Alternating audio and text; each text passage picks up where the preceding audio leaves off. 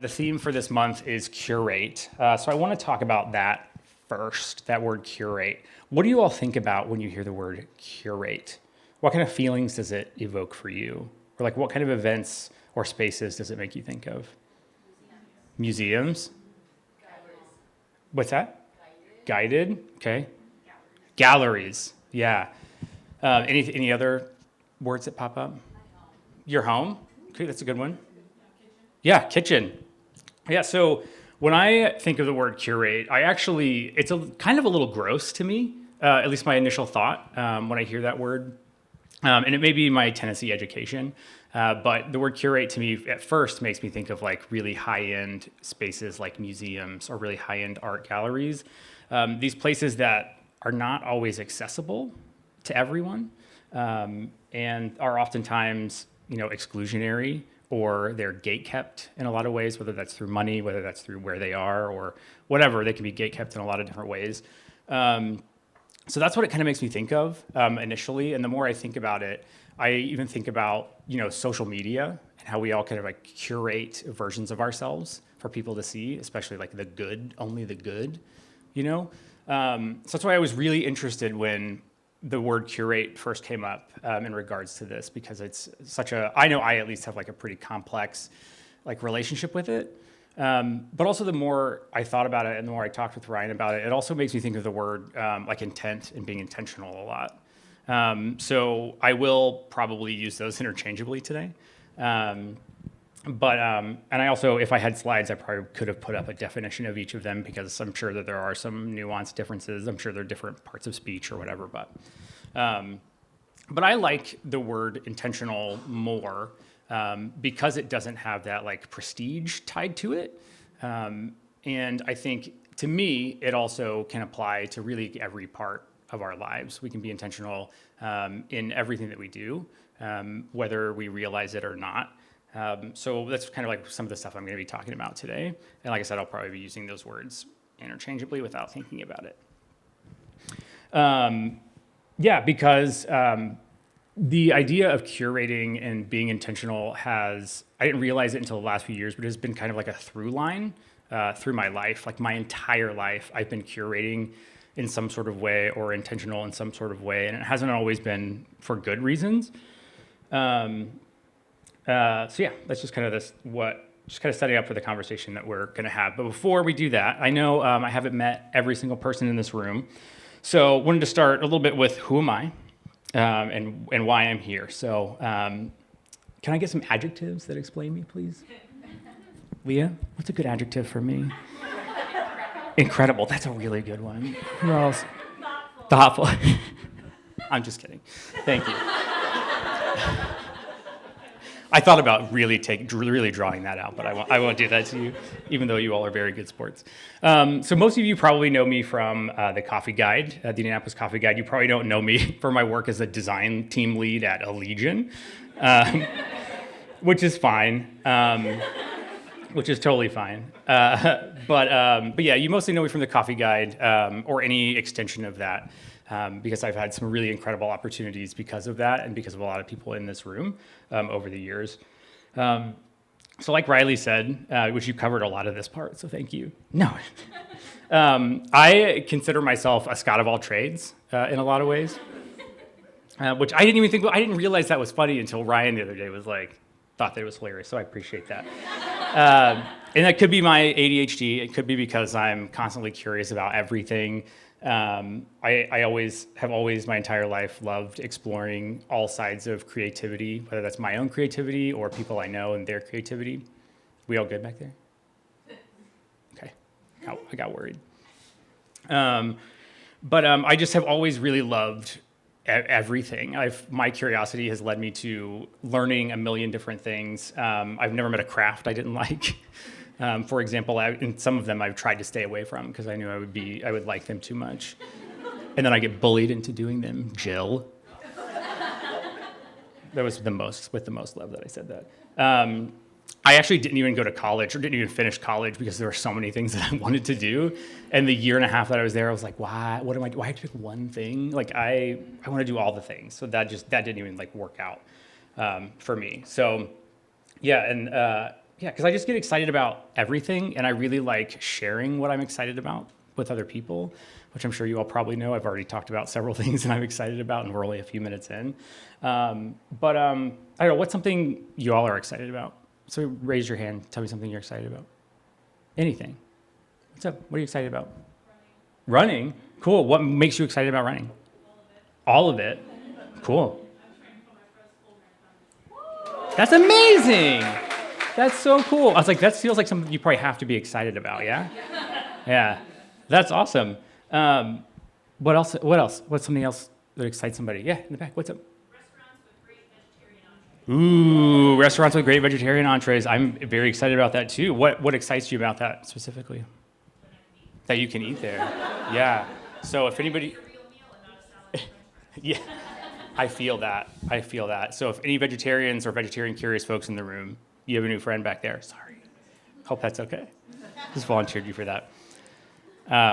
Cool. Anybody else have anything exciting? Yeah. What's up? Gonna see Legally Blonde tonight. Indy has a lot of live theater, and the energy is so contagious. Oh, that's amazing. Yeah. So you're excited. You're very excited about Legally Blonde and theater in Indy. Yes. Cool. Heck yeah. See, I love getting excited about things, and I love sharing what I'm excited about with other people, and I really love learning about what other people are excited about. Because again, it's kind of been a through line for my life too, being excited about things and over sharing that sometimes. But I really just get excited about things that I want people to know. I want them to be excited about it too, and in return, I want people to share with me like what they're excited about. Which I also appreciate. Whoever wrote that social post on Creative Mornings about me, is that person in the room? Carly? Thank you for that. That was very kind. But it kind of really set me up for today. So Riley wrote, Scott has spent years curating experiences for the city, and somewhere along the way, intentionality became his love language and his superpower. And he'll share what it looks like when the things you build end up shaping who you are. Thank you. I could not have said that better. Unless my name was Riley, I guess. That's why we have you all. All right. So where did all this start? So we're going to take it real back. So also happy Pride Month, everyone. Yeah. Ryan said that he wasn't paying attention when he asked me to speak in June.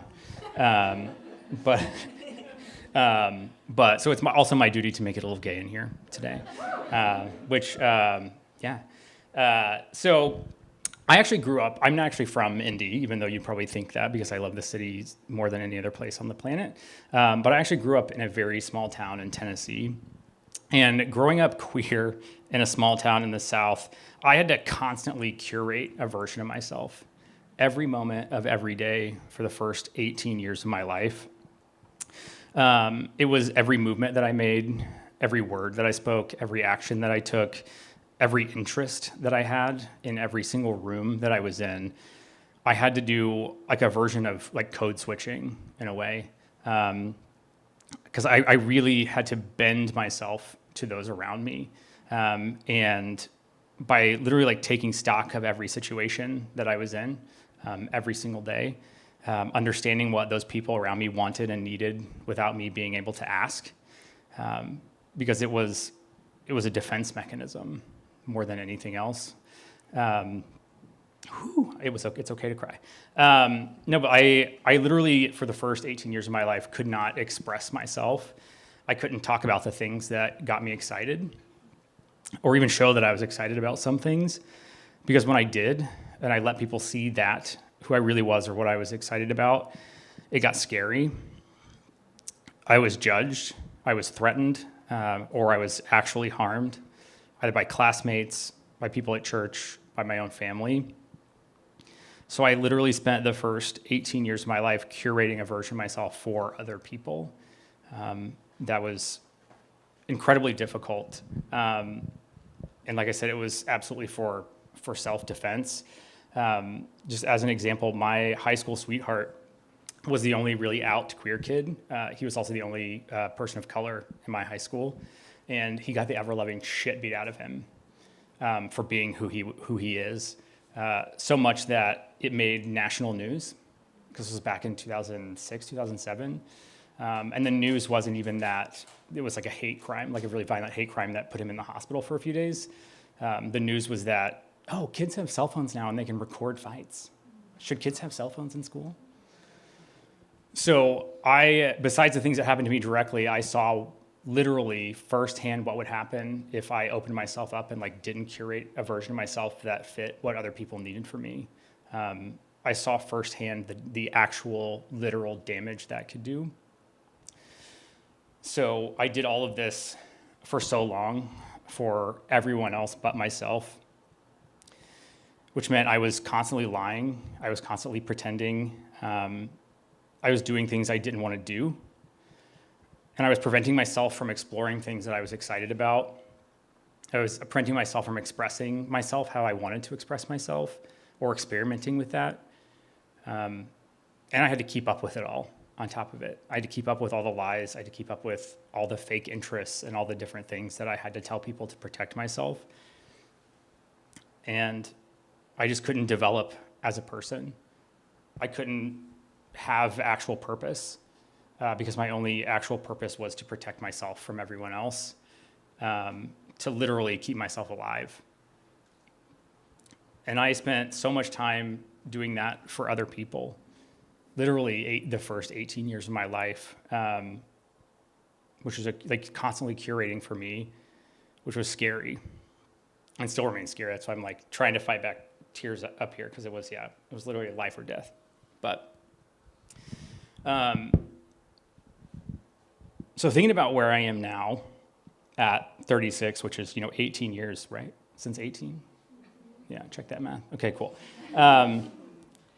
Thinking about that now and intentionality, it has meant a lot to me in the last few years, more so than ever, to the point where even I don't do New Year's resolutions, but a few years ago I kind of came up with like a phrase of the year, and it was just intentionality. And I had no idea what it meant. I just wanted to be more intentional. And even just like focusing on that and figuring out what that meant to me was hugely impactful and has carried through over the last few years. Because of the transition period I am in my life, the place I'm in my life now with my career, my personal life, my family, but also because I'm still, it's still requiring a lot of work to undo that first 18 years where I couldn't be who I was, where I had to curate a version of myself for everyone else instead of a version of myself for me and the people around me. Because, when you spend your life curating every moment for other people, you don't have time to figure out who you are.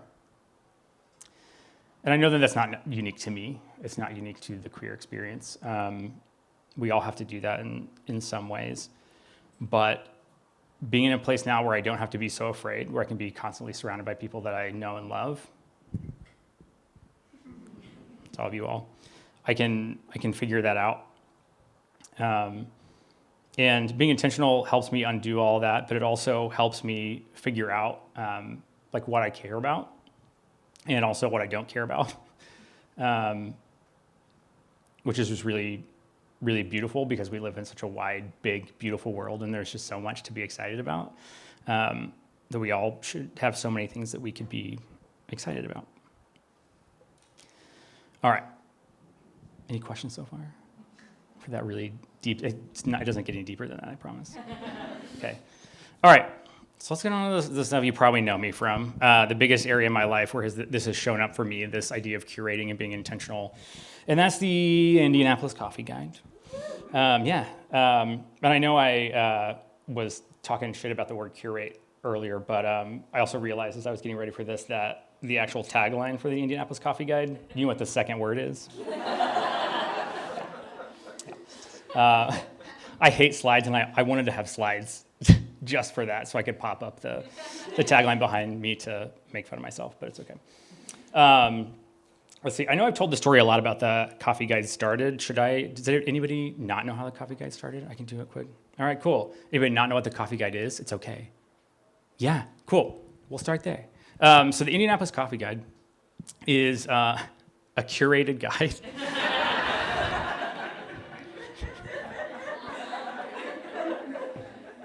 It's a curated guide to exploring and discovering the amazing coffee community that we have here in Indianapolis. Because if you don't know this, a lot of people don't know this, not just in Indy, but around the world. But Indianapolis, it's a coffee city. Yes. There you go. Yeah. And we should be known for that more. But that's a whole different talk. I started the Indianapolis Coffee Guide 2016, so 10 and a half years ago, which is wild. I was working at a really small web design SEO shop in Carmel and hated it. I moved here from Nashville, Tennessee, which Nashville, I lived there 45 years. I could not tell you where a Starbucks was when I lived there because it was just local coffee. Like, that's just what it was, which is a lot about Nashville. And when I moved up here 15 years ago, I didn't know, I couldn't find any. Like, it was just like, okay, well, I guess I'm a Starbucks guy now. I got a gold card real fast. Thanks for laughing at that. That was not one of the jokes. Even when my husband and I started dating, he was actually working at Starbucks, but then he eventually started working for Soho, which was a local coffee shop in Carmel, which was like within walking distance of our first apartment together.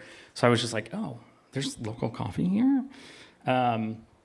So anyway, I was working at that web design shop and I needed something to put on my portfolio because I needed to get the hell out of there. So I was like, oh, I'm discovering all these new local coffee shops. I'll just build myself a little website. And within the 24 hours of starting the Instagram and the Twitter at that time, with no real purpose, just starting it because it was fun, I had like a dozen different people reach out to me saying, oh my God, who are you? What are you doing? And how can we help? Literally, I still even look up those old DMs all the time. Some of those people, well, one of those was Tinker. Literally just like, who are you? What are you doing? How can we help? I was like, oh. I immediately realized, I was like, oh, this is something that like people need and like people like can really help out.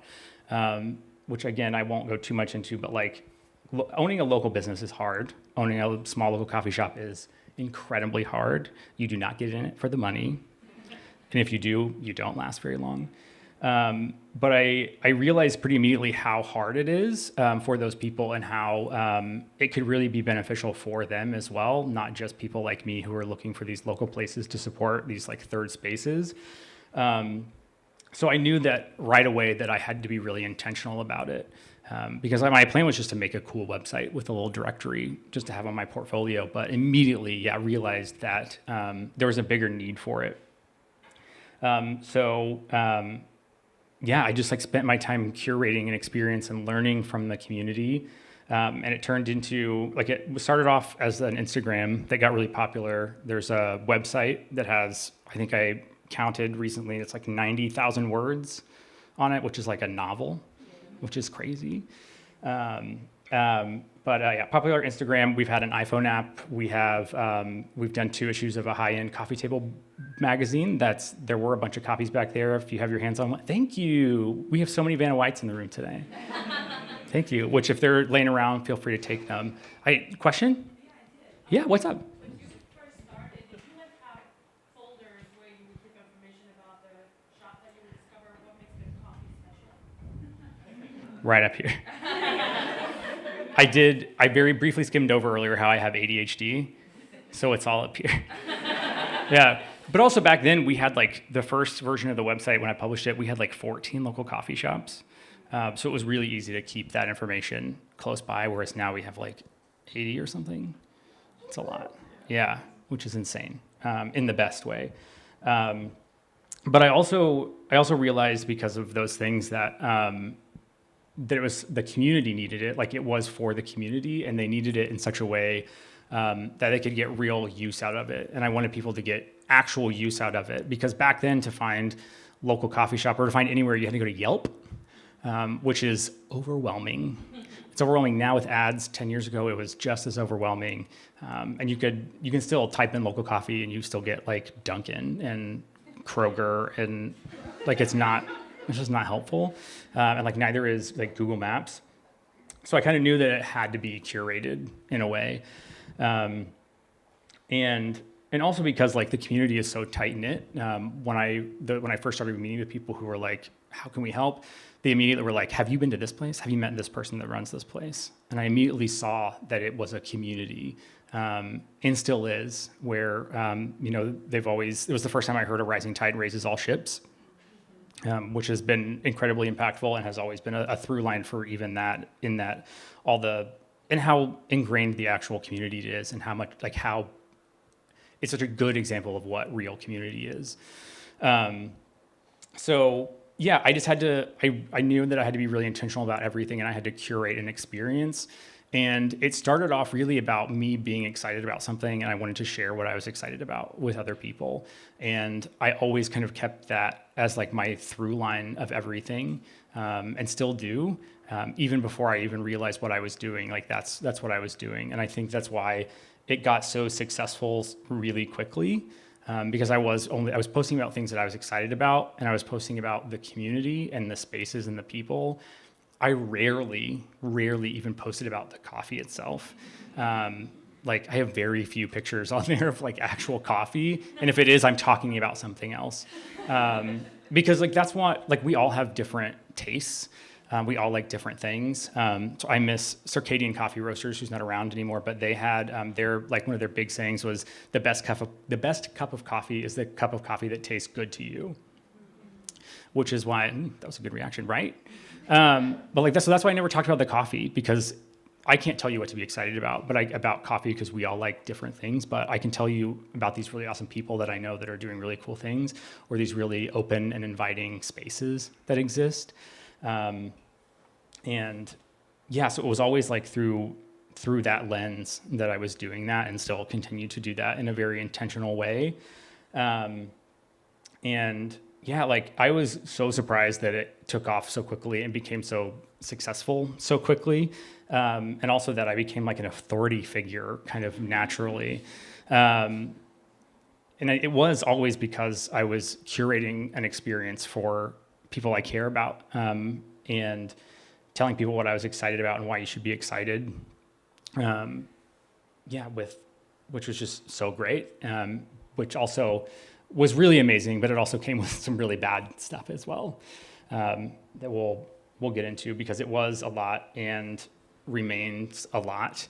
But in a way, it also kind of shaped who I am, because I hadn't been in indie very long. I had just started my first big kid career job, and didn't really have a purpose other than trying to figure myself out. But it helped me share something I really cared about in a really exciting way with just so many friends. And I'm so incredibly grateful for all of that. So being recognized from that was nice, going to grocery stores and being interrupted. He's like, hey, you're the coffee guy? And I'm like, yeah. Was really great. And I've had some really incredible life-changing experiences, which I'll talk more about in a minute. And sure, I've got friends who are Olympians, and my friend is going to be the next mayor of Indianapolis. Thank you. Sorry, Ryan. But yes, there also have been a lot of challenges that have come with that, which I was not expecting. Which first off, a lot of people think that, they used to think at least that the coffee guide was my full-time job, when in fact it is not my full-time job. It has never been a job. It's only a business on paper because it had to be, but has never been my full-time job, which I did take as a compliment for a long time, because it meant that I was doing something so well that people thought that I was spending that amount of time on it. But it was really just that I was being really intentional about everything. But again, eventually I realized, I was like, oh, is that good that people think that I'm spending so much time on this, that it's my full-time job? And then I started thinking about what my corporate company thought. I'm just kidding. What if my job gets jealous? No. But also in curating and being so intentional, I also had to stick up for myself a lot, and I had to stick up for the community a lot, because when you're curating experiences like that, in my experience, I had to be really careful about spaces and people and things that didn't match the values of the community that I was supporting. So pretty early on, I had to come up with kind of 3 pillars for the coffee guide, and that was Indy Coffee Community. To be on the coffee guide in any capacity, you had to be based in Indy. You had to care about the coffee you were serving, and you have to care about the community that you're involved in. And if you didn't meet even one of those criteria, you could not be on the coffee guide, which sounds great until you have people in your DMs and your email constantly, harassing you for not being a part of that. But kind of establishing those 3 pillars made that a lot easier because it gave me, that was the first time I really thought, I was like, okay, this is exactly what I'm curating. But it also helped me when, really shitty people in places were constantly harassing me to be a part of it. And I was like, if you can't support the community, you can't be a part of this part of it. And I also had to go really, really thick skin because social media is so fun.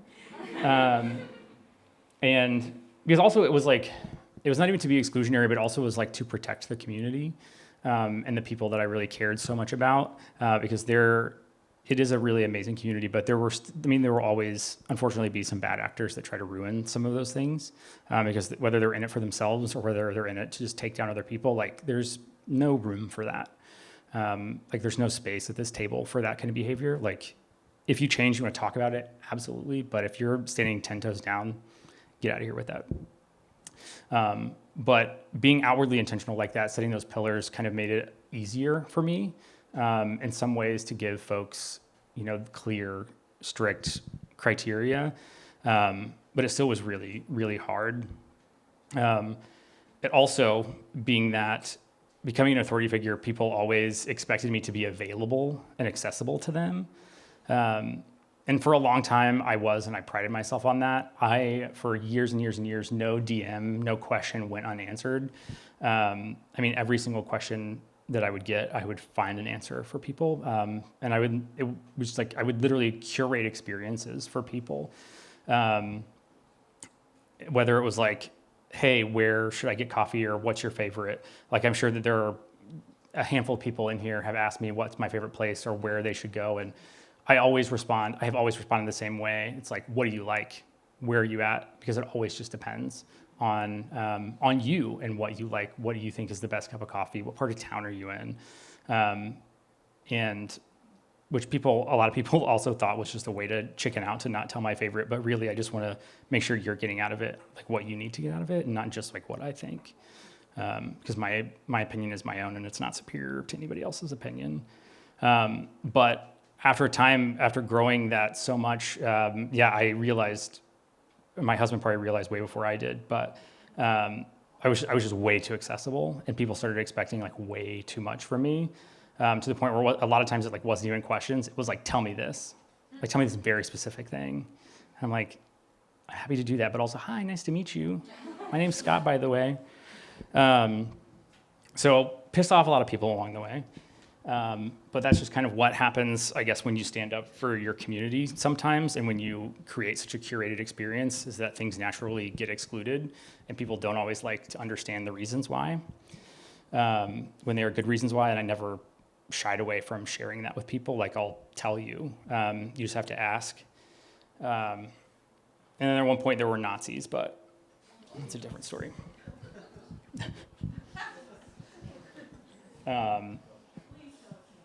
Okay. So one time, maybe I'll remove the mic for this. No.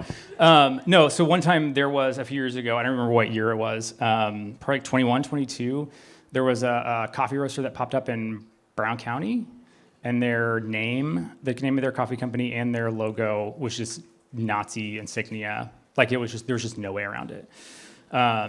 Really cute, yeah.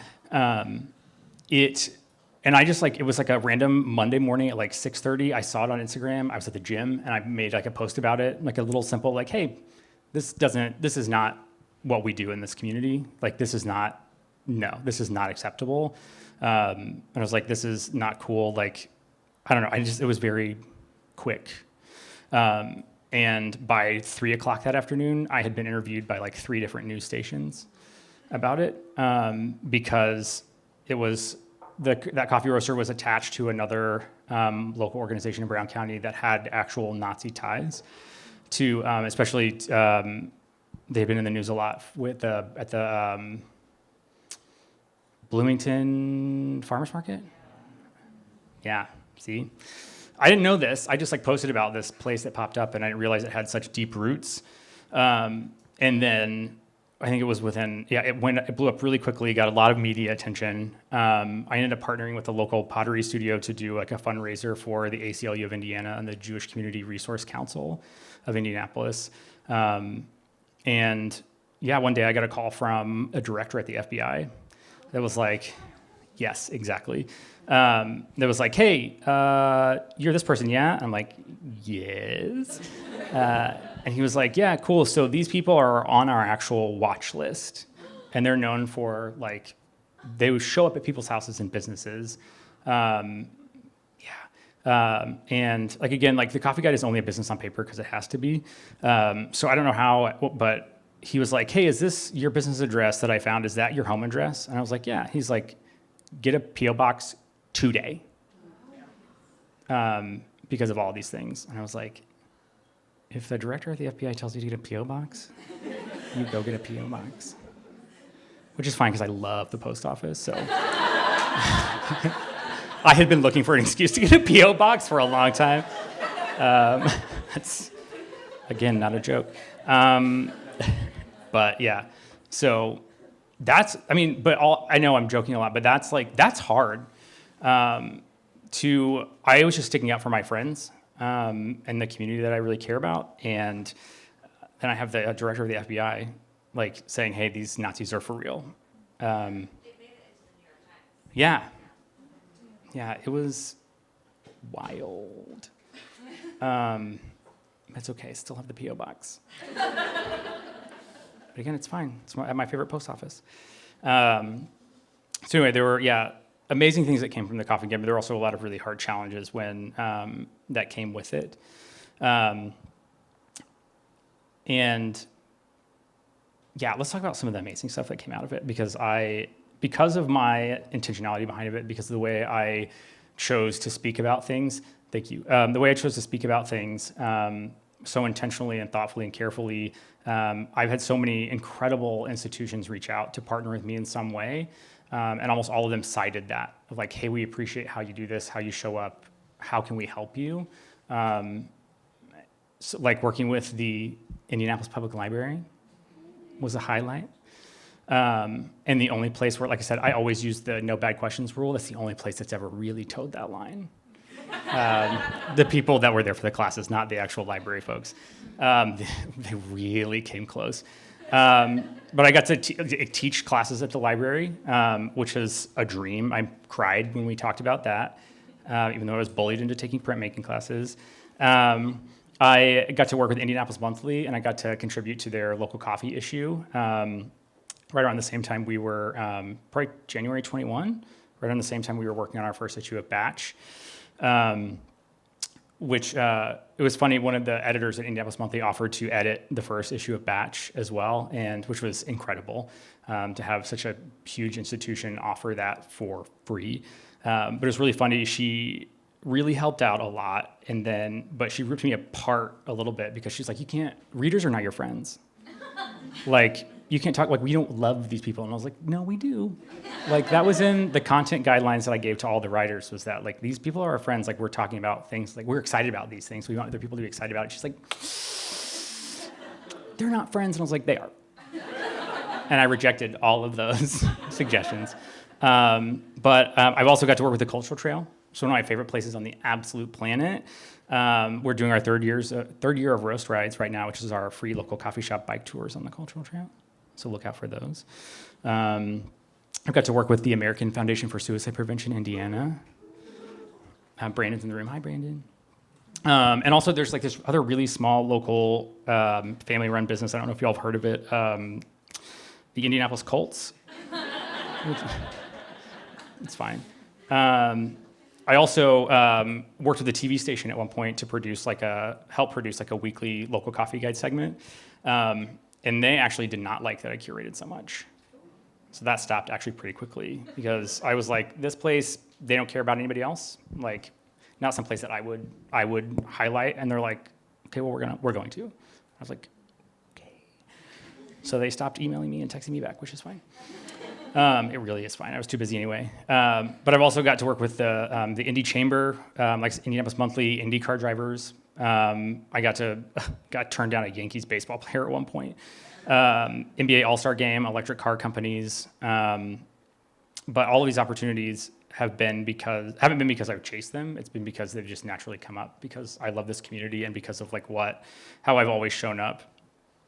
But also more important than any of those institutions, it's also given me so many amazing opportunities to collaborate with so many people in this room. Photographers, designers, artists, you name it, which has been just as valuable, if not more valuable, which has made it all worth it. But these days, I have been spending more time offline because, like I said, social media is wild for the recording. I just mouthed wild. Scott mouthed wild. But it's also given me an opportunity to being less online has given me the opportunity to open up myself more for those online or offline experiences, like working with the library, working with AFSP and the cults, working with the Cultural Trail, to create these curated experiences in real life. Because there are so many people doing really cool stuff on social media these days, and I just don't have time for that. I'd much rather be hanging out with friends, riding bikes, drinking coffee, teaching about coffee, talking about the library, talking about whatever in real life.